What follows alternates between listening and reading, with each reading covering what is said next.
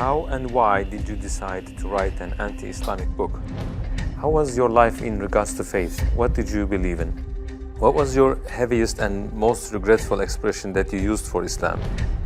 What was the reaction people around you when you became Muslim? I thought to myself, Islam is a lie. Islam is a danger. I got over 2,000 death threats. And in the end, I decided to write an anti-Islam book. God, give me a sign so that I 100% sure know this is the way. I couldn't sleep for it for 2 days. I couldn't accept it. It was so strange. Assalamu alaikum, Brother Joram van Klaveren. Thank you for accepting our invitation, and we are happy to have you with us. I want to first ask you, who is Joram? Wa alaikum salam, Ahmed. Thank you very much for the invitation. It's a great honor for me to be here. Joram van Klaveren was born on January 23 in 1979 in Amsterdam, in a pretty regular family: father, mother, a brother, another brother, younger, a sister, a cat. In Amsterdam, I was born and raised there.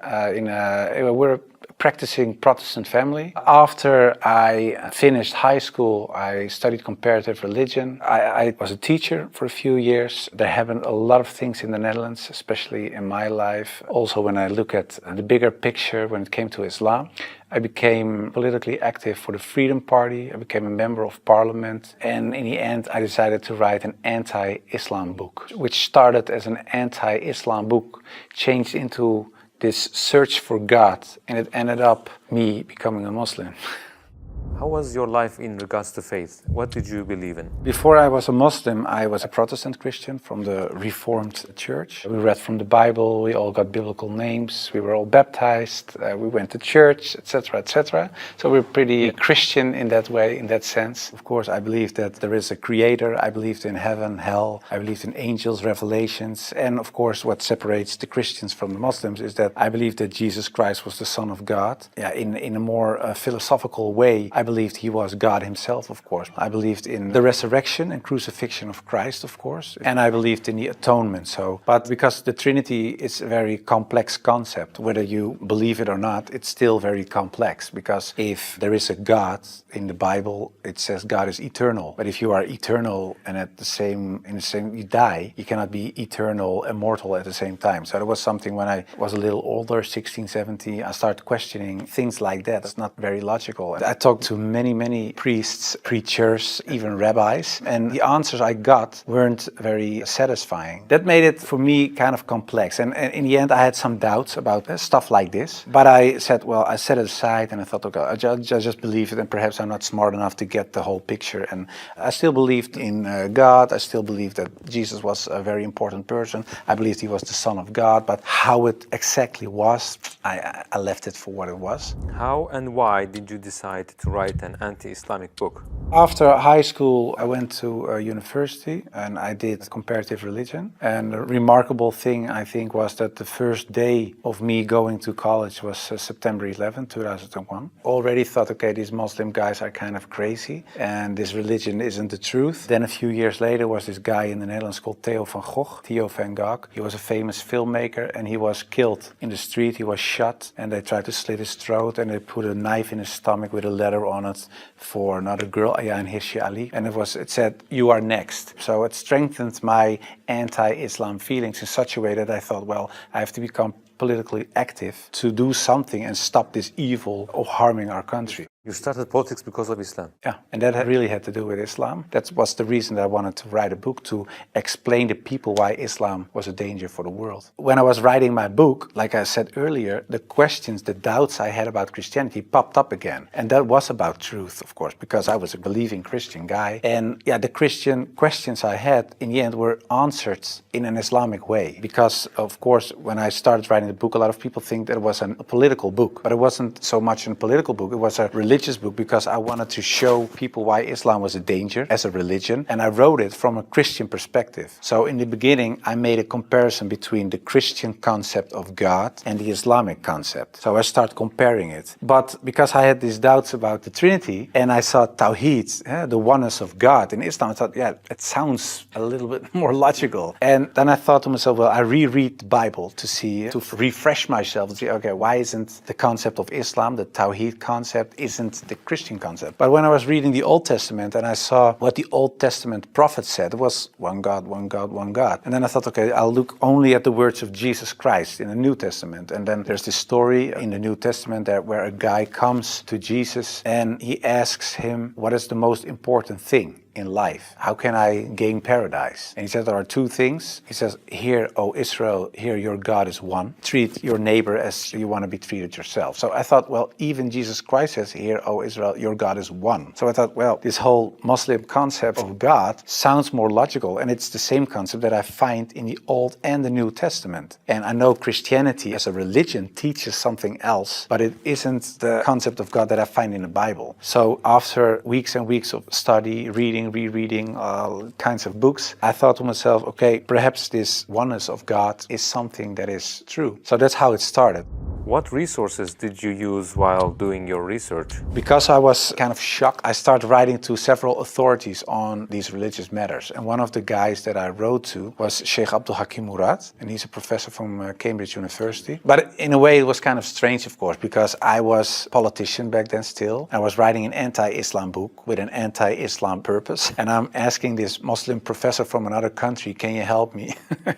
So I told him, I'm writing a book. I have a lot of questions. So I was very plain why I thought, why is Islam promoting terrorism? Why is anti-woman? Why is anti-Christian? Anti-whatever. After, I think, 6 weeks, he sent me a very extensive email. And he started explaining, directly answered a lot of my questions. But he also told me, you have to read this article, read this book, read that book, ask this person. And so he was very extensive in his way of explaining. But in the end, after I read all these books and articles and made a comparison between prophets from the Old Testament with Muhammad, peace and blessings be upon him, I had no arguments anymore to say they are prophets and he is not. And I thought to myself, well, if I accept Moses on these grounds and I cannot accept the prophet, then there is something else. So I thought, why don't I think he is a prophet? And I thought, oh, perhaps because he had many wives. But then again, when you look at Solomon or you look at King David, Abraham, there are a lot of people in the Old Testament that had more wives. And when you look at even outside of the religious books, culturally in Europe, in Africa, Asia, everywhere, there were men with several wives for several reasons. So I thought to myself, well, that cannot be a reason either. So one by one, all these reasons fell. And then in the end, I thought, well, I have to say all of them are not prophets. But I didn't believe that because I thought, well, the things they did, they said, the miracles that happened, etc., they were confirmed in what they said and what they did. So they are. And then I said, well, then I have to accept that Prophet Muhammad perhaps is a prophet too. So I was doubting it. So first I thought, well, it's the most evil person I know because of the history. Then I said, well, perhaps it's not that evil, but he's not a prophet. And in the end I started doubting, perhaps he is a prophet. Yeah, that took, of course, me reading a lot of books again. And the one thing that I think was very wise of Abdul Hakim Murad to say was, he said, well, the books you read about with the anti-Islam arguments are written by non-Muslims. He said, if you want to know more about Christianity, you don't read books from atheists. You start reading the books from the Christians. Why do they believe this? What are the arguments? So that you have to do the same with Islam. So start reading Islamic books from Islamic teachers, from Islamic scholars, etc. And then you can see, if you compare the books on the same topic of people who are Muslim and wrote those books and non-Muslim, you can see where they took the wrong turn, where they translated words in the wrong way, sometimes perhaps even not on purpose, but just because they didn't know, where things are added, where things left out of it. So, and in the end, you see there's this other religion almost created because of all these things. And that's what I did. And that's what I also did with The Life of the Prophet, because I read a book from Martin Links, The Life of the Prophet, based on the earliest source of Muhammad. And it was written, of course, by a convert. And his way of reasoning, his way of telling, his way of writing appealed to me because it's culturally the same thing. How do I approach a certain topic, etc. And it was the first time that I saw him not so much as a warlord, because that's the picture I had in my mind, but I saw him as a father, and I saw him as a friend and a teacher, and so much more. And so, yeah, I saw the person and his character, and I said, well, I can say a lot, but I cannot say that this is not a good man. So his character persuaded me to read more and to want to know more.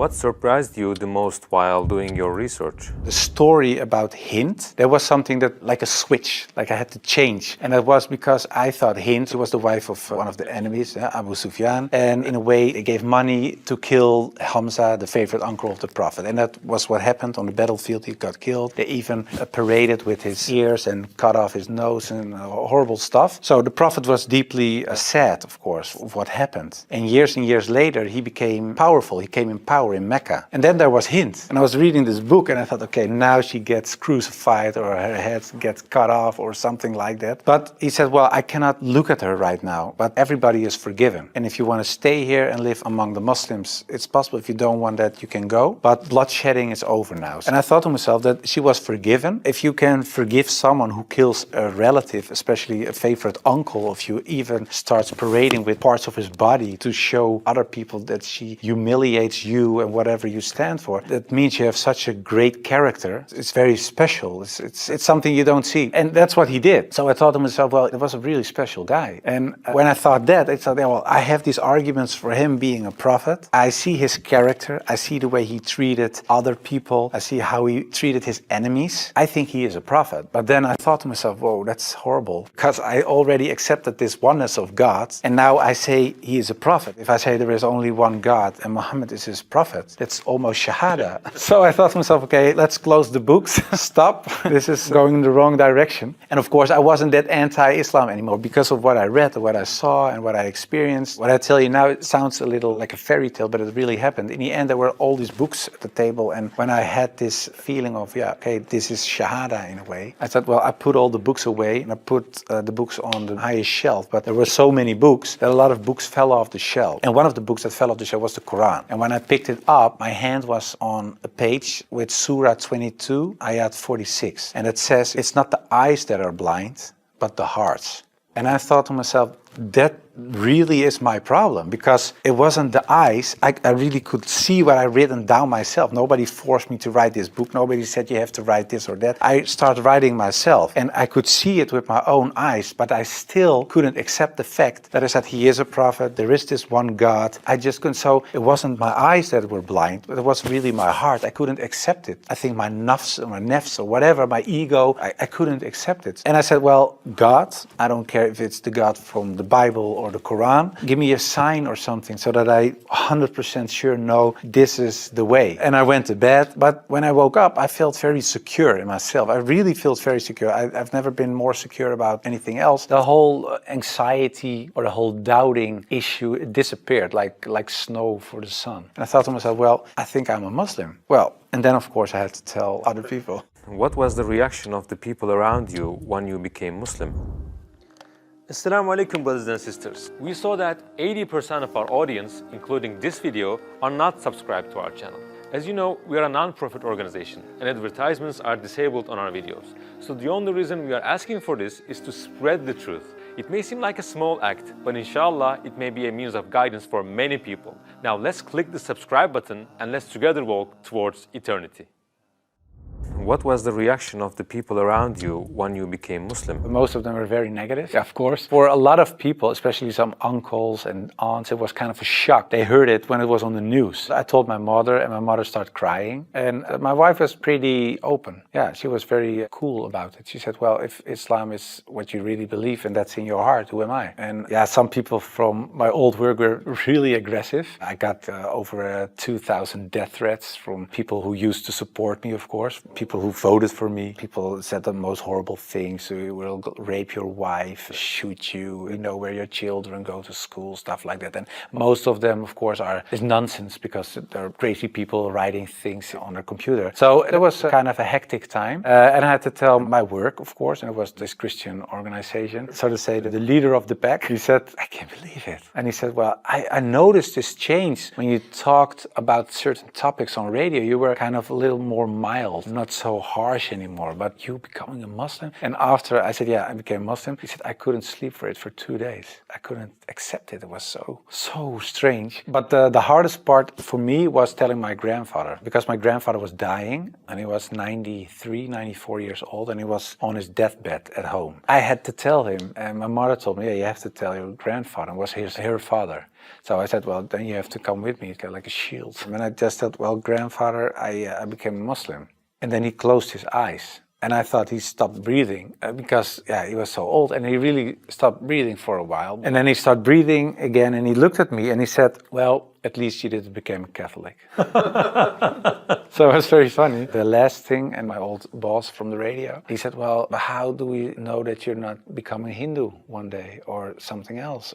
And I told him, well, I never chose a religion. One time, and it was when I became a Muslim. Before that, I didn't choose my religion. I was born in a Christian family. I was raised in a Christian way. And I'm very grateful for all the good things that it brought me. But it was not my decision. And the only time I made a decision was me becoming a Muslim. And it was the most, like I said, I think the most important decision I made. And it was the most rational decision I made. I never took years and years to decide one thing, only becoming a Muslim. How did you feel when you made your first salah? It's, of course, a beautiful moment, but very strange as well. Because as a Christian, you're not used to pray like that. You pray with your hands together and perhaps on your knees in front of your bed or something. But I think it's very beautiful that you really prostrate. So you really bow down in the deepest way for your Lord. So that's a very humbling, beautiful thing, I think. And that, yeah, it made me feel very happy. What were the 3 biggest challenges you faced when you converted to Islam? Well, becoming a Muslim, of course, was a big challenge because I had to tell the world and family, and that was a big challenge. The part of thinking that it would be very hard to become a Muslim, because especially as a Protestant Christian, there aren't so many things you have to do in a religious sense. As a Muslim, in terms of practice, it is required to pray 5 times a day. It's required to eat in a certain way. It is required to think in a certain way. You have to be the best in a way every moment because of your relation with your Creator and because of the fact that you have to pray 5 times a day. It's a constant reminder in a way of the Creator. So that makes you much more aware of the fact that you have a Lord than as a Christian. That's how I experienced it. And I thought to myself, whoa, 5 times a day praying, I cannot do this, I cannot do that, I have to do. So that made it hard in the head. But after I became Muslim, it wasn't hard at all. Are you raising your kids as Muslims? Well, you try, of course. I don't know, when you're really raised as a Muslim, I think it's a very difficult job, especially in these times. Of course, when I married, I wasn't a Muslim. You promise in a way that you raise your children as Christians. So after I became Muslim, I'm not raising my children as Christians, of course. If the kids have questions about Christianity, they ask my wife, they get Christian answers. And if they come to me, they get Islamic answers. But most of the time, she says, ask your father. And my wife cooks halal for everybody. So that's very sweet. She says, well, I'm not going to cook 5 meals, so everybody eats the same. You want halal, everybody eats halal. So in a way, it's like an organic process. What was your heaviest and most regretful expression that you used for Islam? I think Islam is a lie, because that's something I used to say. Islam is a lie, the Quran is poison. But when I said Islam is a lie, that's the whole religion and everything that comes with it. So that's like the highest level of Jahiliyyah in a way.